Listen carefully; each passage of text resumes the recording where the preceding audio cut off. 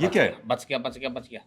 ये असल में ये जब खिंच जाता है ना, हमारा फ्लश निकल जाता है। क्या निकल जाता है? Flush flush. फ्लश निकल जाता है, क्योंकि ये जुड़ा हुआ है, इसका पूरा सिस्टम एक बना हुआ है। वो देखिए, इस बात पर आपका कैमरामैन लोटपोट हो गया, यूं कर रहा है। मुझे तो लग रहा है ये आपने भाभी के घर के पर्दे खोल के अपने साथ लटका लिए।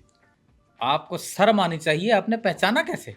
मतलब मैं ठीक कह रहा था? हाँ हाँ, बिल्कुल ठीक कह रहे हो, लेकिन वो भाभी नहीं है तुम्हारी। अरे आपने अभी कहा था तुम्हारी भावज को ये वो पता नहीं आपने कोई बात की थी। हमारे देश में जो है वो भावज कहते हैं, तुम्हारे देश में भाभी कहते होंगे। हमारे देश में भावज कहते हैं। आगे बात करें। आगे की बात यह है कि जो रणनीति और योजना बनाई है आप हंस क्यों रहे हैं? ऐसा ही इंसान को खुश रहना चाहिए, खुश रहने में खून बढ़ता है। योजना हमारी सुन लीजिए। आपके देश में हमने अपने एजेंट छोड़ दिए हैं। आपने पाकिस्तान में इंडियन एजेंट्स छोड़ दिए? हाँ, और हमने अनारकली में एक पान वाला है, वो हमारा बेस्ट एजेंट है, वो हमने छोड़ा। वो क्या करता है? हाँ, आपने हमें बेवकूफ समझा है कि हम बता देंगे कि वो अनारकली में पान वाला अपने सारे ग्राहकों को ये कह के बददिल करता है कि यार गल दसा पान तो इंडिया दी टाइट है यार। आप क्या समझते हैं हम ये आपको बताएंगे? हम बेवकूफ हैं? जनरल साहब आप सच में बहुत बेवकूफ हैं। मतलब आपका कोई प्लान पूरा नहीं होता। और ये एजेंट अगर आपने पाकिस्तान में छोड़ा भी हुआ है जो बात बात पे कहता है कि इंडिया का पान बहुत अच्छा है, इंडिया का पान बहुत अच्छा है, तो इसमें क्या मसला है? इससे आपकी इकोनॉमी को झटका लगेगा, झटका, जोर का झटका, धीरे से लगेगा। आपकी इकोनॉमी कोलैप्स कर जाएगी, क्योंकि वो जिन जिन ग्राहकों को बोल रहे हैं कि पान तो इंडिया का ही टाइट है, वो सारे गुमराह हो जाएंगे, बददिल हो जाएंगे और बाकी पाकिस्तानी से पान लेना बंद कर देंगे। मतलब व्हाट एन आइडिया। मतलब अगर आप इस तरह से पाकिस्तान को कमजोर कर रहे हैं तो कमाल है आपने, आफरीन है। बहुत सारी योजनाएं हमने बना के रखी हैं, ये तो अभी सिर्फ आपको एक ही बताई है। नहीं, आप मुझे और आइडियाज भी अगर आपके पास हैं तो बता दीजिए। आप इतने काबिल आदमी हैं, हमें कुछ जान के खुशी होगी कि अगर आपने पाकिस्तान के खिलाफ कोई ऐसा मंसूबा बनाया जो वाकई काबिल तारीफ हुआ। बताएं। नहीं नहीं नहीं नहीं नहीं, क्या आप हमें बेवकूफ समझ रहे हैं? हम आपको सारी योजनाएं बता देंगे। इतने भी पागल नहीं, इतने भी दीवाने नहीं हम आपको इतना ही बताएंगे हमारी योजना क्या है। लेकिन आप अगर इतना पूछ रहे हैं तो हम आपको बता देते हैं। क्या बताएंगे आप मुझे? ये तो अभी हमने आपको बताया ना कि लाहौर को किस तरह से हम लाहौर की जो इकोनॉमी है कमजोर करने की योजना। बिल्कुल। कराची में हमारा एक एजेंट है, कराची में उसके अकाउंट में हम माहाना 2-2.5 करोड़ रुपए भेजते हैं। 2-2.5 करोड़ रुपया? और उसका काम क्या है पता है? नहीं, क्या है?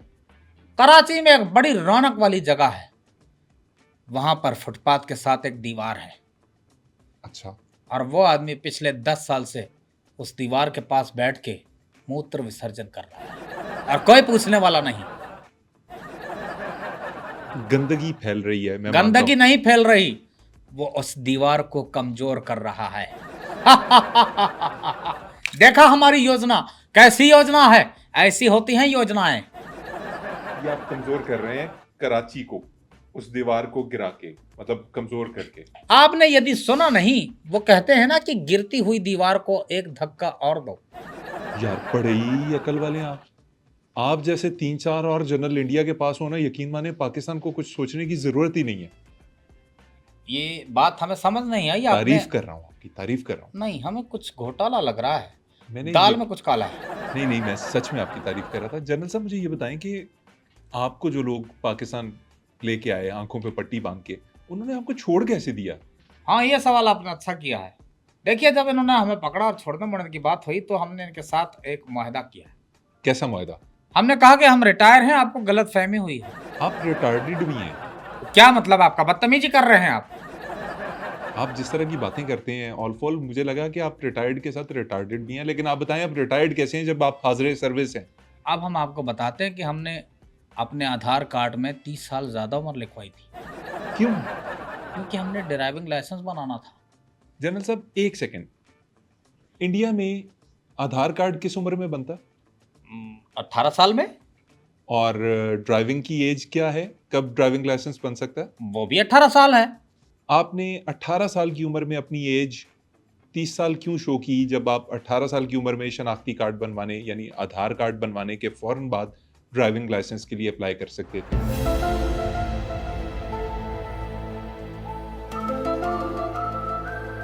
हाँ, अब अगर मैं 30 साल पीछे जाता हूँ, बात आपकी ठीक है, ये क्या किया है मैंने? अरे ये मैंने क्या कर दिया? मैंने तो भाई लोगों के कहने पे मोदी जी को ये लिखकर भेज दिया कि मोदी जी मेरा आधार कार्ड जाली है, मेरी रिटायरमेंट की एज हो गई है। ये मैंने क्या कर दिया? ये क्या हो गया मेरे हाथ से? मेरे मुंह से क्या निकल गई? ये क्या कर दिया मैंने? अब आपको पता चला पाकिस्तान के साथ पंगे लेने का क्या अंजाम होता है। आप तो खैर बेवकूफ आदमी हैं, आपको देर से समझ आएगी कि आपके साथ क्या हुआ है, लेकिन आई होप सो कि आप इस वाकये के बाद अपना लेसन सीख लें। ओ हाँ, याद आया, लाहौर से लहसन भी लेकर जाना है। सुना है बहुत बढ़िया मिलता है लहसन। लाहौर का लहसन ये मोटा मोटा, ये छोटा छोटा भी। जनरल साहब, आप बिना कहाँ की बात कहाँ लगाते हैं। मुझे ये बताएं कि आप जंगी महाज में तो हमेशा हमसे मार खाते ही हैं, लेकिन अभी आप एशिया कप जीते हैं हमसे, आपकी टीम बड़ा अच्छा खेली, वो और बात कि उसने आखिर में बड़ी गिरी हुई हरकत की, हमारे मोहसिन नकवी साहब से कप लेने से इनकार कर दिया, अब खज्जल हो रही है, कप दे दो, ये दे दो, वो दे दो। लेकिन क्रिकेट की जीत कैसी लगी आपको? मैं यहाँ पर एक रिक्वेस्ट करना चाहूंगा कि आपकी देश के जो प्रधानमंत्री हैं शहबाज शरीफ साहब, जी, उनसे मैं निवेदन करता हूँ कि आपने जो आपकी आर्मी है उसकी ट्रेनिंग आप अपने क्रिकेट टीम से करवाइए। क्यों भाई? क्रिकेट टीम की ट्रेनिंग करवाती है फौज ताकि वो फिट रह सकें, उनकी फिटनेस अच्छी हो। अरे मैं वही तो कह रहा हूँ कि अपने क्रिकेट टीम को कहे कि अपनी फौज की ट्रेनिंग करवाए। हमेशा जीतती आ रही है, हमेशा जीत जाती है, ये चीज कह रहा हूँ। ओह, ये चीज कह रहा हूँ कि हमेशा जीत जाती है, अच्छा। हमेशा जीत जाती है। हम गरीबों को क्या खुशी का मौका नहीं मिलना चाहिए? आपकी खुशी का मौका हम क्यों दें आपको? आप इस चीज में खुश, आप अपने देश में सेवा कीजिए, उसकी उसकी सरहदों के ऊपर खड़े होइए, रिटायर होइए। लड़ाइयां करके क्या मिलेगा अरे सर? हम करना नहीं चाह रहे, लेकिन एक ही चीज है जो हमें तंग करती है, क्या? बिहार का इलेक्शन।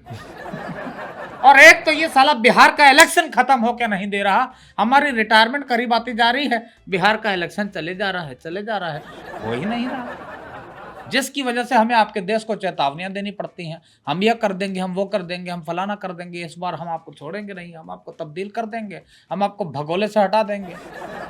मजबूरी है, समझो।